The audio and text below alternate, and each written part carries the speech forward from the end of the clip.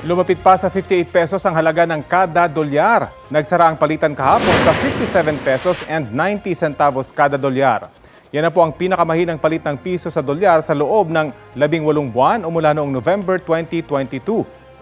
Magandang balita man ito para sa mga nakatatanggap ng padala o sweldong dolyar. Posible namang magpamahal ito sa mga produktong inaangkat mula sa ibang bansa tulad ng langis. Nauna lang sinabi ng Bangko Sentral ng Pilipinas na lumalakas ang dolyar at hindi lang ang Philippine Peso ang humihina laban sa dolyar, kundi pati ang ibang currencies. Kapuso, alamin ang maiinit na balita. Bisitahin at mag-subscribe sa GMA Integrated News sa YouTube. Sa mga kapuso abroad, samahan nyo kami sa GMA Pinoy TV at sa www.gmanews.tv.